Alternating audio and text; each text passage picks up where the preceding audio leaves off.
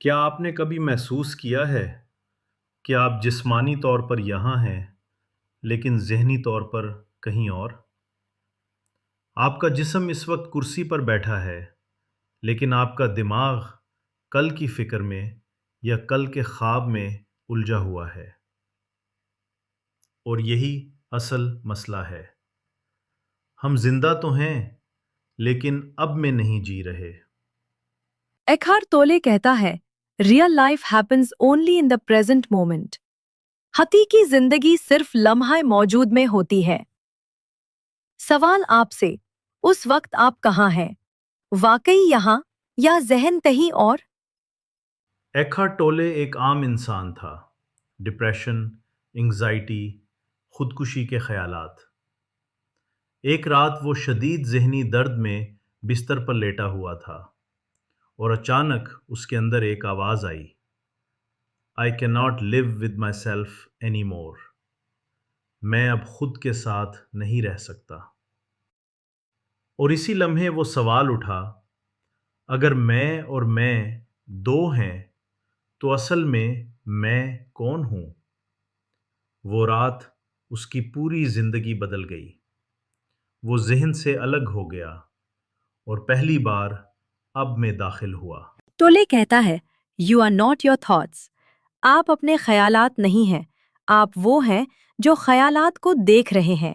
Example, جب آپ کہتے ہیں میں بہت پریشان ہوں، اصل میں پریشان آپ نہیں بلکہ آپ کا ذہن ہے۔ پوز۔ آپ وہ اسکرین ہیں اور خیالات فلم بدل سکتی ہے، اسکرین نہیں۔ ٹولے ایک کانسیپٹ دیتا ہے، پین باڈی، درد کا جسم۔ یہ وہ ایموشنل میموری ہے جو سالوں سے آپ کے اندر جمع ہے۔ ہر بار جب کوئی آپ کو اگنور کرے یا ڈس ریسپیکٹ کرے، یہ پین باڈی ایکٹیویٹ ہو جاتا ہے۔ پوز۔ آپ غصے میں آتے ہیں لیکن اصل میں ریاکشن پریزنٹ کا نہیں، پاسٹ کا ہوتا ہے۔ اگزامپل، بچپن میں ریجیکشن، آج ریلیشن شپ میں انسیکیورٹی۔ Awareness is healing. جیسے ہی آپ پین باڈی کو پہچان لیتے ہیں، وہ کمزور ہو جاتا ہے۔ یہی ہے ناؤ۔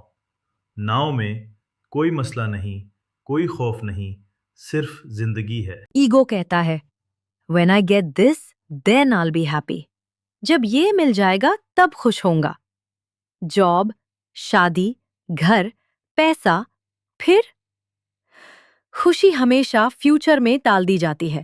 ٹولے کہتا ہے اگر آپ ابھی خوش نہیں تو کبھی نہیں ہوں گے۔ ہم ریلیشن شپس میں محبت نہیں، ضرورت لے کر جاتے ہیں۔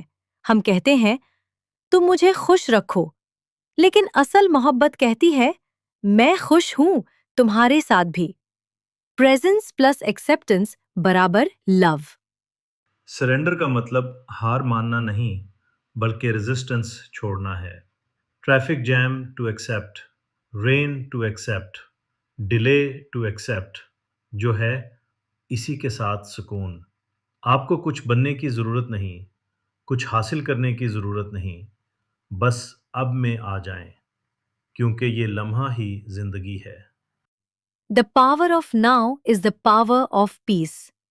لمحہ موجود کی طاقت سکون کی طاقت ہے۔ ایک سوال اپنے آپ سے پوچھیں اسی لمحے، آپ کہاں ہیں؟ جسم یہاں ہے لیکن ذہن، کیا وہ ماضی میں ہے یا مستقبل میں؟ ایکہارٹ ٹولے کہتا ہے life is now, there is never a time when your life is not now. یعنی زندگی ہمیشہ اسی لمحے میں ہوتی ہے، نہ کل میں نہ کل میں۔ اب کا لمحہ کیا ہے؟ اب کا لمحہ وہ واحد حقیقت ہے جو واقعی موجود ہے۔ ماضی صرف یادداشت ہے، میموری۔ مستقبل صرف تصور ہے، امیجینیشن۔ حقیقت میں جو گزر گیا وہ خیال ہے، جو آنے والا ہے وہ اندیشہ ہے، جو ہے وہ صرف یہ لمحہ ہے۔ اصل مسئلہ کیا ہے؟ انسان ٹائم ایڈکشن کا مریض ہے۔ ہم ہر وقت سوچتے ہیں کاش ایسا نہ ہوا ہوتا، یا سوچتے ہیں اگر ایسا ہو گیا تو۔ ماضی افسوس ہے، مستقبل خوف ہے، حال نظر انداز ہے۔ اب ایک مثال سنیں۔ آپ چائے پی رہے ہیں لیکن ذہن موبائل میں ہے، یا کل کی میٹنگ میں۔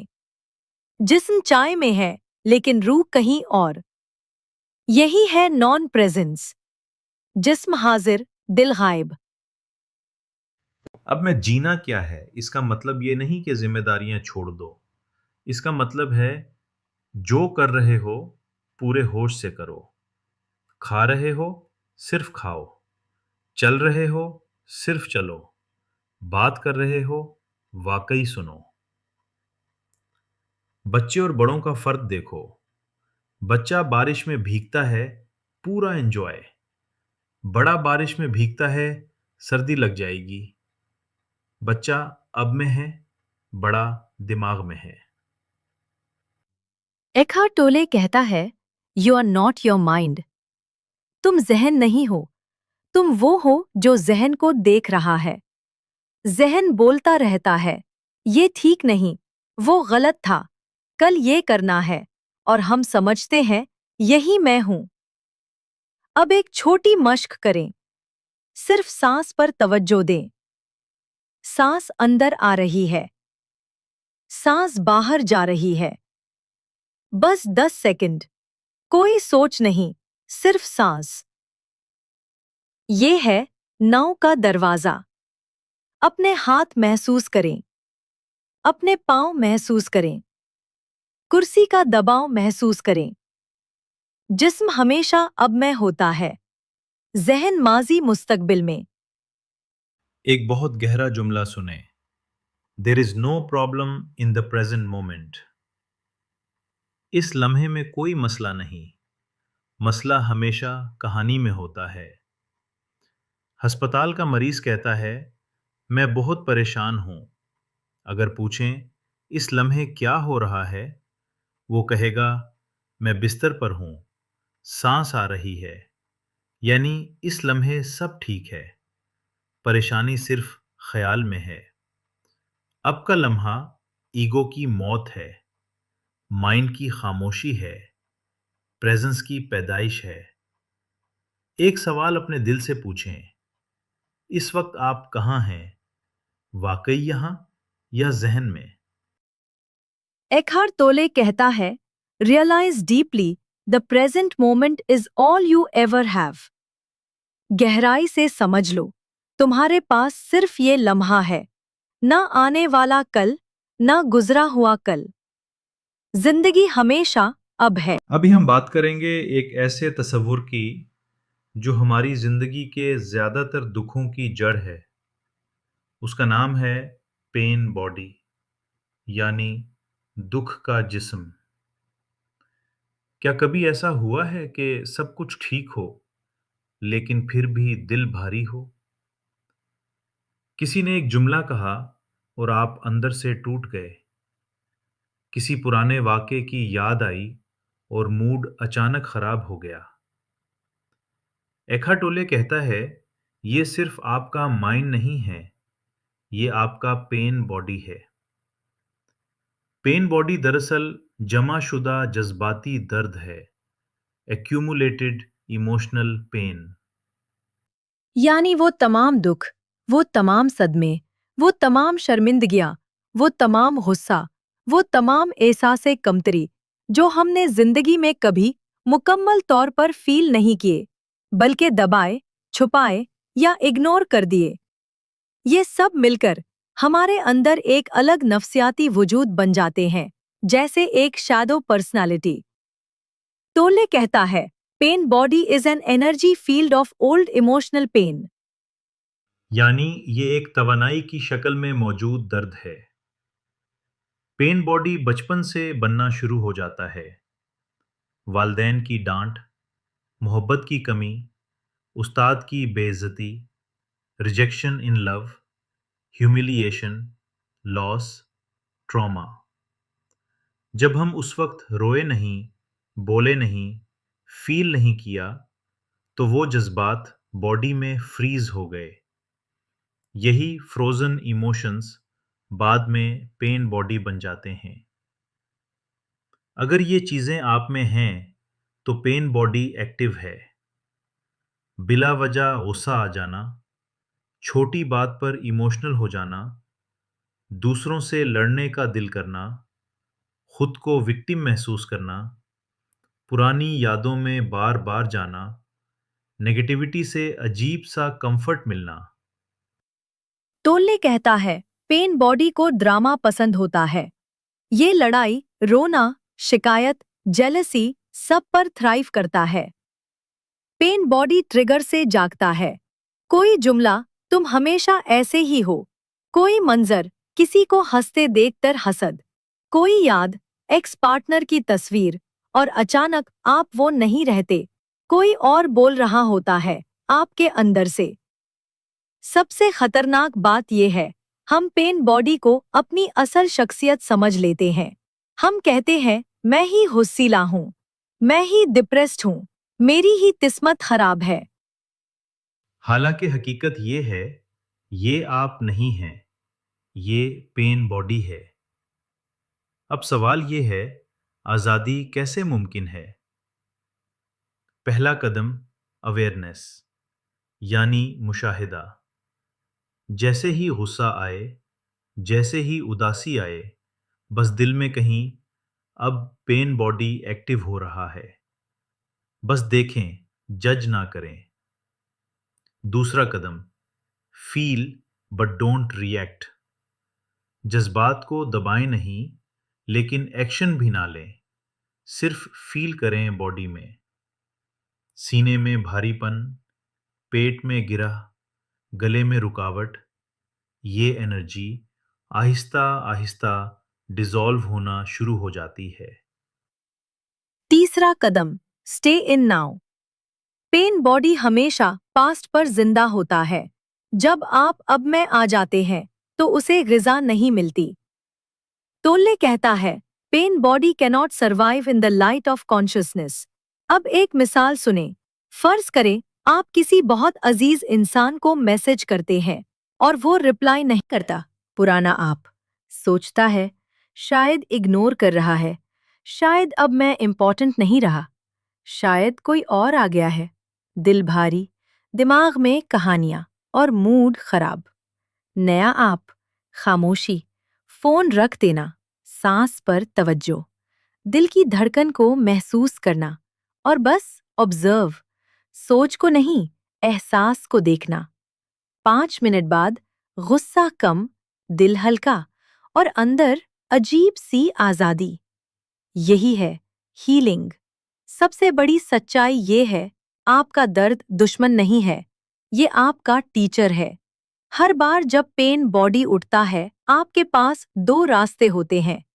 एक, अनकॉन्शियस होकर रिपीट, 2, कॉन्शियस होकर आजाद। और आखिर में एक बात याद रखें, अगर आप वाकई आजाद होना चाहते हैं, तो किसी को बदलने की जरूरत नहीं, माजी को मिटाने की भी नहीं। सिर्फ एक काम काफी है, जो कुछ अंदर उठ रहा है, उसे पूरी होशियारी से देखना। क्योंकि जिस लम्हे आप देखने वाले बन गए, इसी लम्हे पेन बॉडी कमजोर हो गया। और यही है द पावर ऑफ नाउ का असल राज। अब हम बात करते हैं कि खामोशी की ताकत, पावर ऑफ साइलेंस। जरा एक लम्हे के लिए खामोश हो जाएं। ना कोई सोच, ना कोई आवाज, बस सांस की आमद और रफ्त। यही है खामोशी, और यही है असल ताकत। हम समझते हैं कि ताकत शोर में होती है, बातों में, ख्यालात में, मसरूफियत में।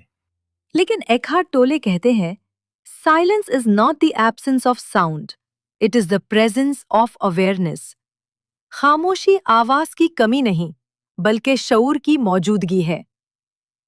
असल में हमारी ज्यादातर तकलीफ खामोशी से नहीं, बल्कि अपने जहन के शोर से होती है। وہ شور جو مسلسل کہتا ہے یہ ٹھیک نہیں ہوا، وہ مجھے ایسا نہیں کہنا چاہیے تھا، کل کیا ہوگا اگر میں ناکام ہو گیا تو؟ یہ سب ایگو کی آواز ہے، اور ایگو کو خاموشی سے ڈر لگتا ہے کیونکہ خاموشی میں ایگو ختم ہونے لگتا ہے۔ خاموشی کیا ہے؟ خاموشی صرف نہ بولنے کا نام نہیں، خاموشی ہے اپنے اندر کے شور کو دیکھ لینا، بغیر لڑے، بغیر رد کیے، جسٹ آبزرو، بس مشاہدہ کریں۔ جب آپ سوچ کو دیکھتے ہیں تو آپ سوچ نہیں رہتے، آپ شعور بن جاتے ہیں۔ یہی لمحہ ہے جہاں میں اور میرے خیالات الگ ہو جاتے ہیں۔ خاموشی میں کیا ہوتا ہے؟ خاموشی میں دل ہلکا ہو جاتا ہے، سانس گہری ہو جاتی ہے اور زندگی آہستہ ہو جاتی ہے۔ خاموشی میں آپ کو احساس ہوتا ہے کہ اس لمحے میں کوئی مسئلہ نہیں، کوئی خطرہ نہیں، کوئی کمی نہیں۔ مسئلہ ہمیشہ کہانی میں ہوتا ہے، ناؤ میں نہیں۔ روزمرہ زندگی میں خاموشی کیسے اپنائیں؟ خاموش سانس، سائلنٹ بریدنگ۔ دن میں کئی بار بس یہ کریں، سانس اندر، سانس باہر۔ کچھ بدلنے کی کوشش نہ کریں، بس دیکھتے رہیں۔ یہی ہے منی میڈیٹیشن۔ خاموش مشاہدہ، سائلنٹ آبزرویشن۔ کسی چیز کو دیکھیں، درخت، آسمان، کپ چائے، اپنا ہاتھ، اور ذہن میں نام نہ دیں، جسٹ سی وداؤٹ لیبلنگ۔ یہ لمحہ پیور اویئرنیس ہے۔ بات کم، موجودگی زیادہ۔ اگلی بار جب کسی سے بات کریں، صرف جواب دینے کے لیے نہ سنیں، بلکہ واقعی سنیں۔ خاموشی کے ساتھ سننا انسان کو شفا دیتا ہے۔ کبھی کبھی خاموش موجودگی ہزار لفظوں سے زیادہ اثر رکھتی ہے۔ خاموشی سے ڈر کیوں لگتا ہے؟ کیونکہ خاموشی میں ہم خود سے ملتے ہیں، اور ایگو خود سے ملنے سے گھبراتا ہے، کیونکہ وہاں کوئی ماسک نہیں، کوئی کردار نہیں، کوئی ڈرامہ نہیں، بس آپ جیسا آپ ہیں۔ ایکھارٹ ٹولے کا golden point: The moment you realize you are not present, you are present۔ جیسے ہی آپ کو احساس ہو جائے کہ میں سوچوں میں کھو گیا تھا، اسی لمحے آپ واپس آ جاتے ہیں۔ یہی ہے بیداری، یہی ہے ناؤ، یہی ہے خاموشی کی طاقت۔ آج کی مشق: آج 5 منٹ کچھ نہ کریں، نہ موبائل، نہ بات، نہ موسیقی، بس بیٹھیں اور دیکھیں کہ ذہن کیسے شور مچاتا ہے، اور پھر آہستہ آہستہ خاموش ہو جاتا ہے۔ آخر میں ایک سوال: کیا آپ واقعی شور میں زندہ ہیں یا خاموشی میں؟ کیونکہ زندگی کی اصل آواز خاموشی میں سنائی دیتی ہے۔ This is not silence, this is presence۔ دوستو، اگر یہ چینل ایئرز ایکو آپ کو سوچنے پر مجبور کرتا ہے اور زندگی کو تھوڑا سا بدلنے کا احساس دیتا ہے، تو ایک چھوٹا سا کام ضرور کریں۔ لائک کریں، سبسکرائب کریں اور بیل آئیکن دبائیں تاکہ ہر نئی آواز، ہر نئی بیداری آپ تک پہنچتی رہے۔ روحانی بیداری کیا ہے؟ What is spiritual awakening؟ اکثر لوگ سمجھتے ہیں روحانی بیداری کوئی مذہبی چیز ہے، کسی خاص عقیدے سے جڑی ہوئی، کسی مخصوص عبادت سے۔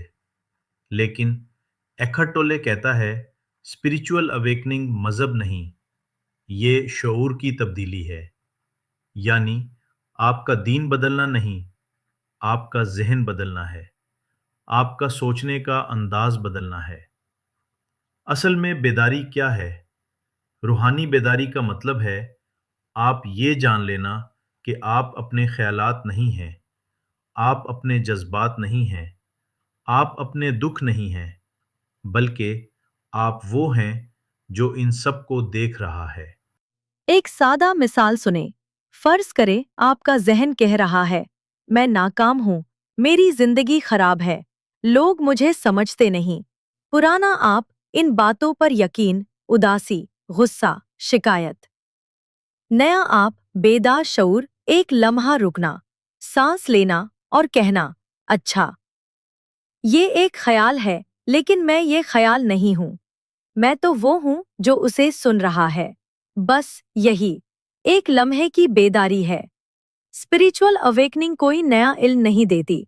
ये कोई नई किताब नहीं, कोई नया फलसफा नहीं, कोई नया नजरिया नहीं, बल्कि ये गलत शनाख्त खत्म करती है।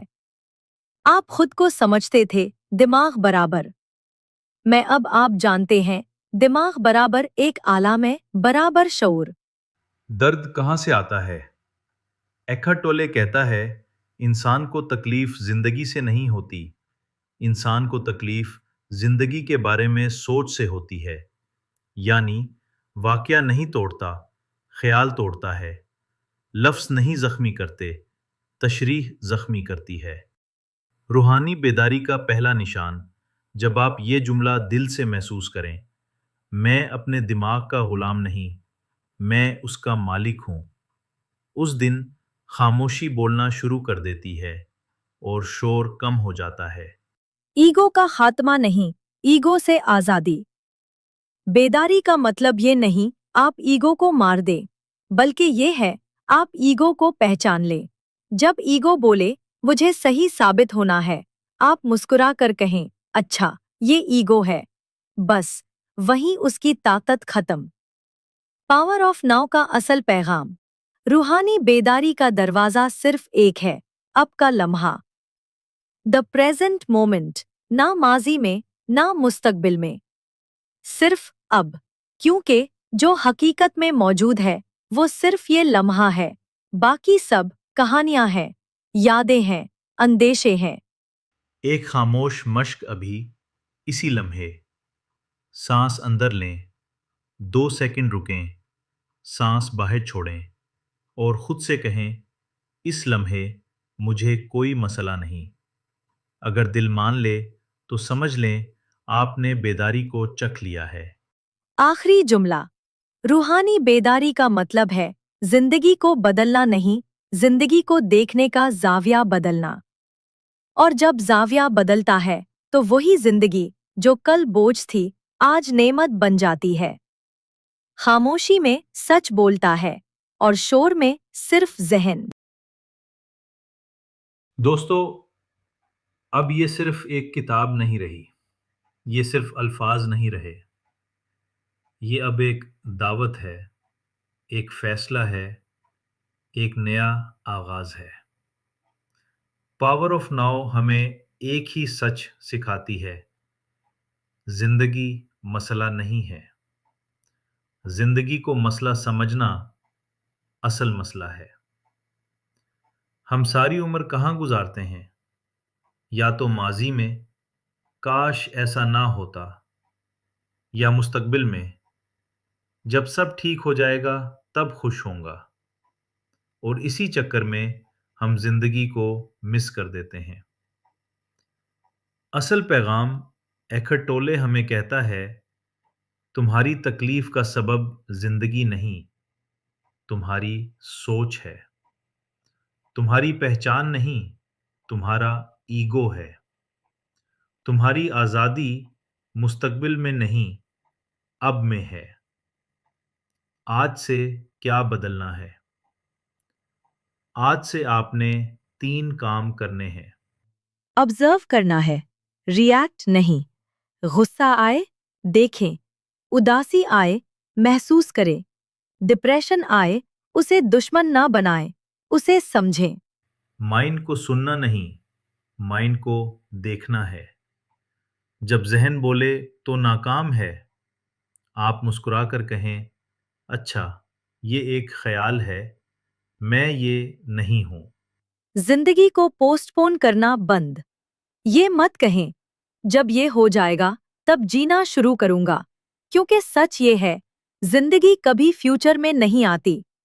जिंदगी हमेशा अब में होती है। एक आखिरी सवाल, अगर इस लम्हे आपके सांस चल रही है, दिल धड़क रहा है और आप ये आवाज़ सुन रहे हैं, तो खुद से पूछें, اس لمحے مجھے واقعی کیا کمی ہے؟ زیادہ تر لوگوں کا جواب ہوگا کچھ بھی نہیں، بس یہی پاور آف ناؤ ہے۔ زندگی کو بدلنے کی کوشش نہ کریں، زندگی کو محسوس کرنا سیکھیں۔ درد آئے تو مزاحمت نہ کریں، خوشی آئے تو چمٹے نہیں، بس حاضر رہیں، پریزنٹ رہیں، الائیو رہیں، کیونکہ جو اب میں نہیں جیتا وہ کبھی نہیں جیتا۔ اگر یہ آواز آپ کے دل تک پہنچی تو ایک چھوٹا سا کام کریں اور اس پیغام کو شیئر کریں تاکہ کوئی اور بھی اپنی زندگی کو بعد میں سے نکال کر اب میں لے آئے۔ ایئرز ایکو صرف چینل نہیں، یہ بیداری کی آواز ہے۔ اور یاد رکھیں، اب یہی لمحہ آپ کی زندگی ہے۔